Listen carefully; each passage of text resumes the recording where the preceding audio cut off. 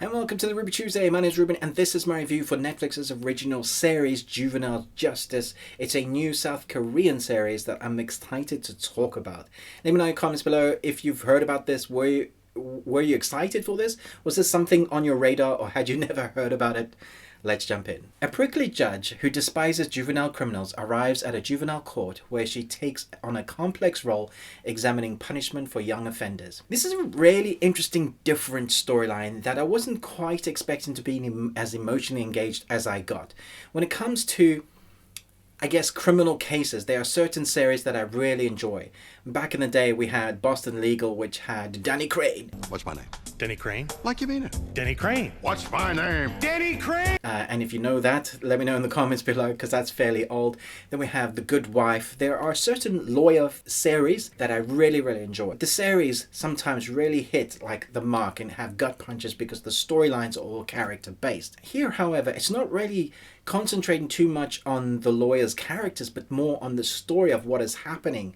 And so just as an example, the first 2 episodes concentrate on one case, and then we get throughout the 10 episodes, which are hour-long episodes, they are different cases. And so we see what it takes to be a criminal justice lawyer, well, judge in this case, and how the law is like really quite, I was just going to say minute, but really intricate. There are moments like you can do something as a judge because of their age demographics. For example, if you're younger than 14 and you kill somebody, you can't go to jail, proper jail. You can go to, I think it's 2 years in juvenile court or juvenile jail.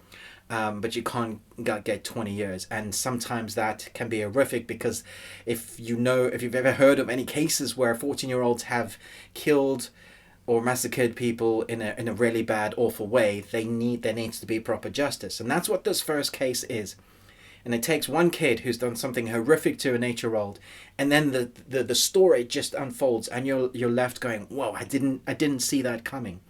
And so it makes this really tense program when it's just about people talking, standing in front of people, interviews, a lot of that. So it's not like action heavy, but it's still tense the whole way through. And that's because of the way it's acted and edited. And I would say I tried watching in the English dubbing, and that doesn't work well. It doesn't create the atmosphere and tone that they're going for. If you go to the original language, you get the subtle nuances that you need from a series like this, because it's the emotionality from the characters of what they're feeling. It really lends into that family of what the family has gone through when they get loss of life, and they spend some time on that. And I felt like a lump in my throat, and just sadness here because of the subject matter that they're tackling. I thought it was quite brave of them to spend the amount of time, even though one of the cases had basically been solved. They still go back to that family, and you see the results or the hardships of what has happened. And spending that amount of time, and lots of editors or directors would be wanting to kind of go, okay, let's move on to the next thing. But no, they spend time with a scene, and they really kind of mix up those feelings that you're feeling, showing us the rawness of those characters, which I thought, wow, that was brave to do, and not everybody would do that. Applauding, but at the same time going, yeah, this is pretty rough stuff. And also would say that the main protagonist, Judge, who has come into this job, grows on you. At the beginning, you kind of hate her.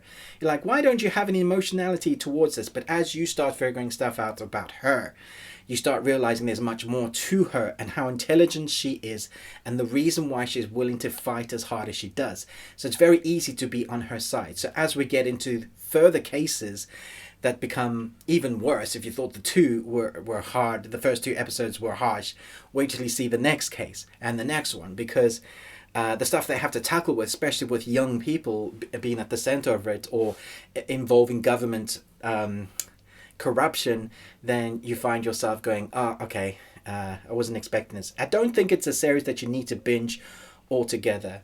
It's a long watch. They're hour-long episodes. It is immaculately filmed. Just give yourself like the first 5 minutes. You'll see nighttime shooting that is shot beautifully, creatively, looks wonderful, looks like a series or even an opening of a movie shot. And that's in between the court case scenes, like the generic scenes. And even those are entertaining because of the people that you're seeing on screen. So if you're looking for a lawyer series that is slightly different with a story I haven't seen before, I think you're going to find this entertaining if you don't mind watching subtitles. It is a long binge, but I think you could probably break it up into watching the cases separately and see what you thought about that. Let me know your thoughts down below, and also let me know in the comments below, what is your favorite lawyer film or series ever? I think mine is probably still The Good Wife, or something like The Devil's Advocate or The Firm. They're those oldies. But I'd love to know, I guess, your top 3. Thanks so much for watching this, but most of all, okay, I haven't given a review. I'm going to give this 4 out of 5 Nicolas Cages. Let me know your thoughts and comments down below. Thanks so much for watching, but most of all, until next time, remember, live long and Tuesday.